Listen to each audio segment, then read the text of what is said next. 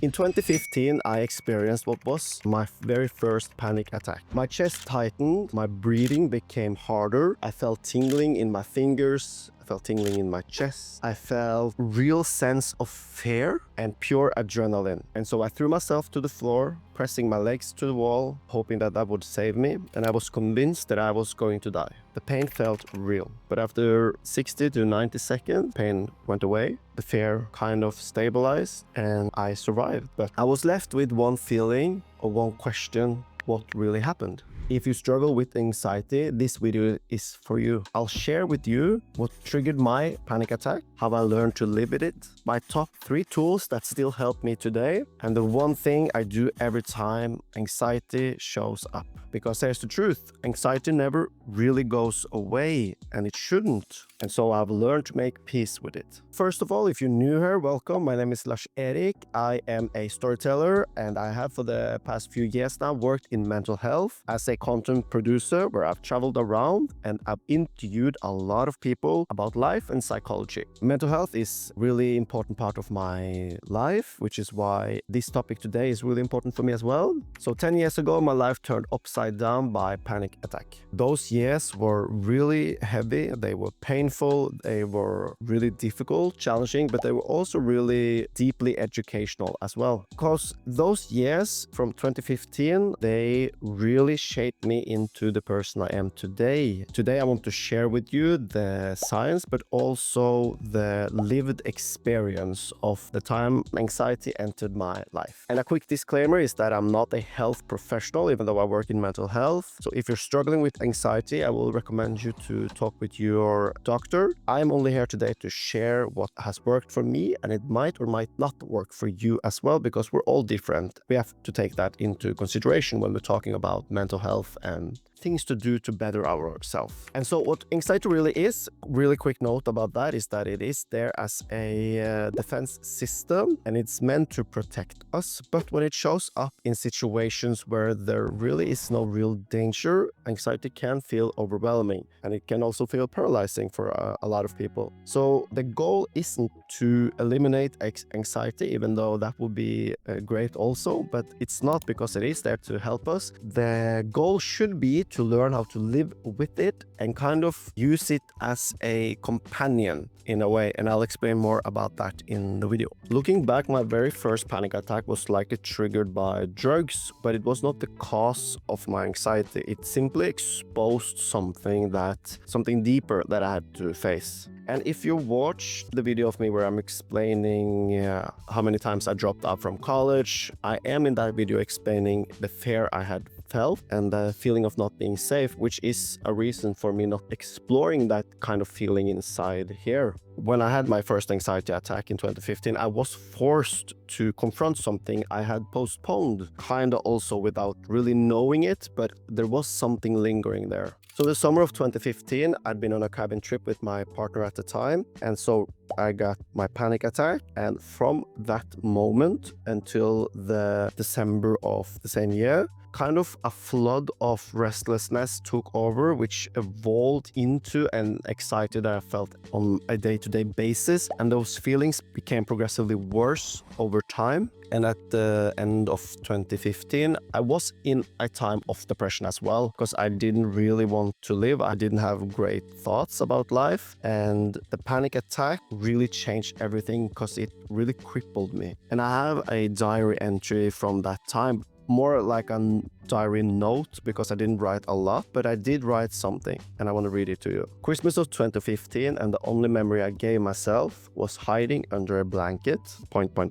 I can't take it anymore. Because what happened was that everything kind of triggered my anxiety, and I didn't have any tools to navigate that. So everything that would kind of make me feel my heart pounding would be something I wouldn't do. So I would constantly go around checking my pulse. I would do this all the time. I would feel my heart all the time to see if it stopped and to see if it kind of were moving in a way I didn't like. So I would avoid anything that would make my heart race. I remember it was really weird because I didn't understand why, but I just was so crippled. with fear. And so the stress was overwhelming and it triggered a massive psoriasis outbreak. And it was my first ever. So I got spots all over my body of kind of open small wounds. And then I got it on my head and also on my genitals. That Christmas was really the worst Christmas. And so I didn't have kind of the tools to deal with that until the 20th of January. I remember this day very well because it was a friend of mine's birthday. In the middle of the birthday party, we were all gathered, we were eating cake or something.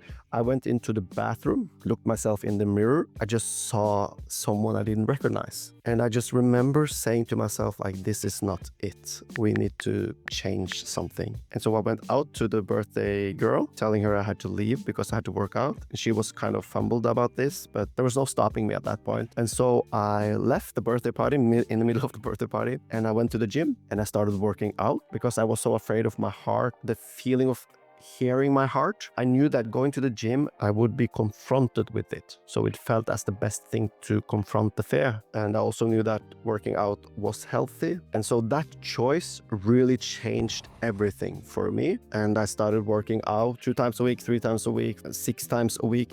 And I started working out with really small weights. Like I remember the first weeks at the gym, I would just lift 2 kilos weights because I was so afraid. But I also knew that I had to do this. I would just start with that. And so I would do bench press with manuals, like 2 kilos and 4 kilos. And I would just step by step go from there. So looking back, 3 pillars, I would say, saved my life. It was training. As I explained, I started small and training really became an anchor. And it was journaling. At first, I really just would write down my symptoms. And later, I would write to myself, processing my feelings, reflecting, trying to find words for what I was going through because I didn't have the words. So I was just trying to figure it out. Like my chest is pounding. I'm feeling scratchy feeling. I don't feel well. Like I just would start with the simplest of words, the simplest of sentences. That kind of were the trajectory of me writing for 10 years. So I've been journaling for 10 years and I have also explained this in another video.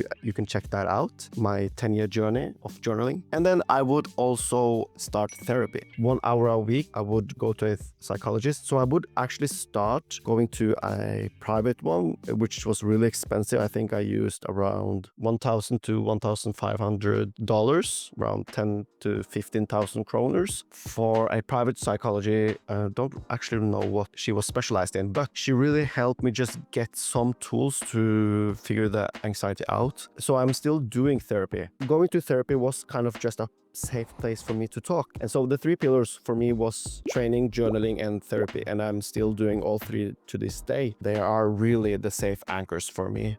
And I wouldn't be without them. But also the hard truth for me is at the same time, I ended a almost 2 years relationship, not because there wasn't any love there, but because I just couldn't handle being in a relationship at the time because I couldn't understand my feelings. Being in a relationship also triggered my anxiety, so it kind of made the anxiety worse. So the breakup kind of came out of nowhere, I would say, for both of us, but it also came out from me just being desperate to find a solution. Looking back, I do know that really made that process so much harder because then I had to navigate anxiety, panic anxiety, depression, and also heartbreak. So it just made everything worse. I had to navigate all at the same time. And then I was just crying all the time and I was just distancing myself. And I really regret because I never really told anyone about how I felt. I didn't talk about the feelings. I didn't talk about what I was going through and kind of isolating myself. At the time also, I didn't talk with my partner. After the breakup, I didn't talk with my family a lot. I didn't talk with my friends. And from the outside, I really seemed just irrational. I became colder. I became erratic. There was hard to navigate me. And I remember I was drinking a lot and I just wasn't fully me. But I also was working out a lot and journaling and kind of processing everything. So it was such a hard and weird time of my life. But step by step, I became better. I would say within a year, my anxiety went from being so extreme that I didn't want to live to becoming eventually more like an annoying wasp that was kind of buzzing around. Still there, but no longer crushing me, just occasionally reminding me with its sting that, hey, I'm here. And by 2018, 2019, I had still being working out 3 times a week at least. I was writing, I was exploring, I had changed schools, I had moved, I had done a lot. And the grip of anxiety had slowly started to lose. And so I want to read 2 more diary entries from those years just to show the shift. And if this bores you, you can just skip over this and jump to the part where I'm sharing what I've learned from this journey, how I meet anxiety today every time it comes knocking. And in 2017, I wrote in my diary, it's now been over a year since it ended, then the relationship with my ex. I've been thinking about writing in my journal for a while, but I haven't quite found the calm to do it. Now I'm sitting in my bed in my room, soft rock playing in the background. I'm a little under the weather as usual. I was sick. What's different?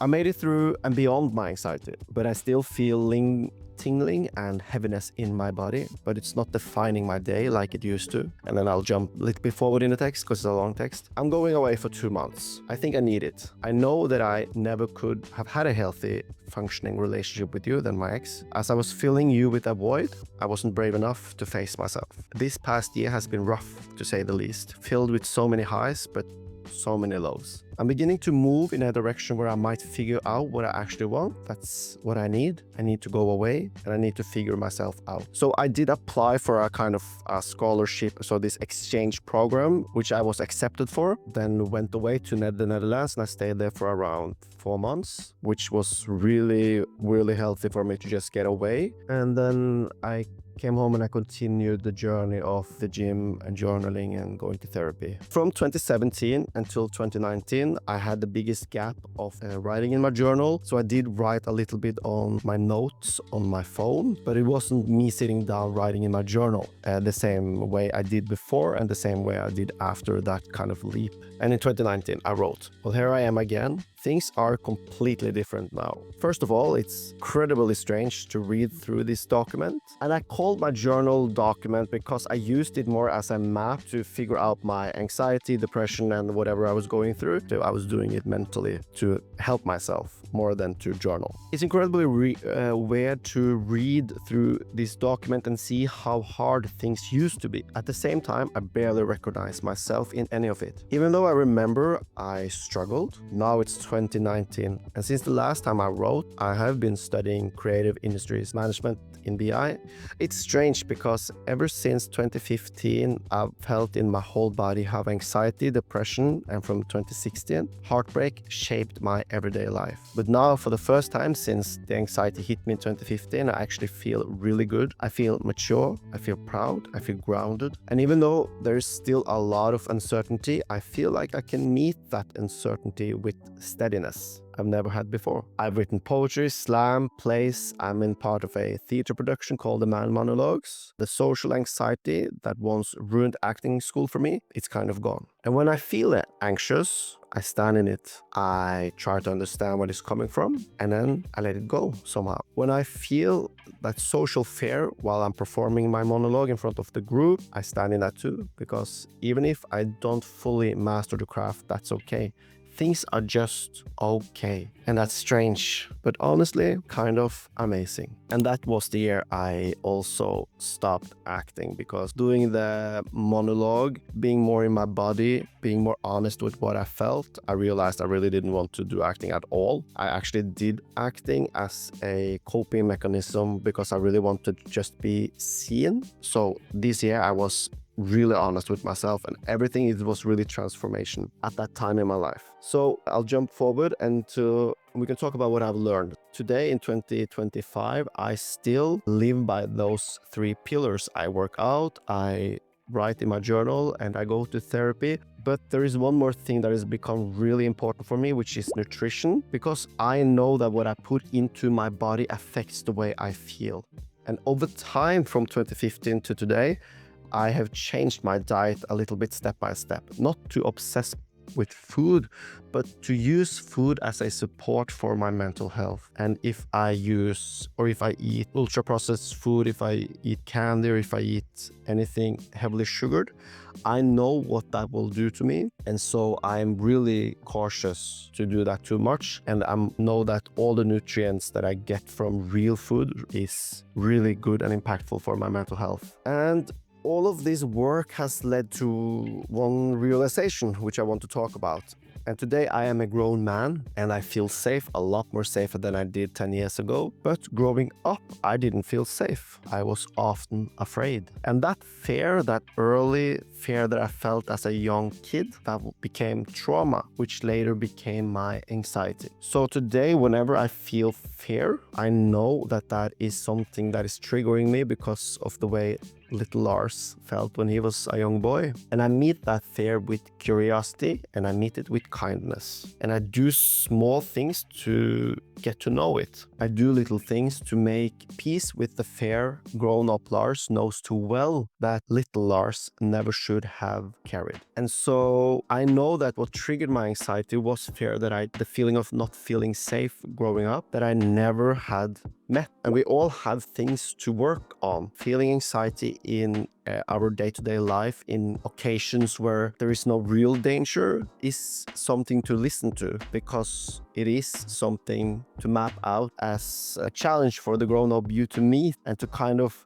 understand and to meet with love and kindness. Because I am not to be fixed. I am to accept that sometimes I feel unsafe in different situations, and that is okay. So I meet my fear with honesty, curiosity, and safety. And I want to hear if you've ever felt something similar. Please comment in, let me know and someone else how you move forward and what helps you today. And I want to say thank you, and I'll see you until next time.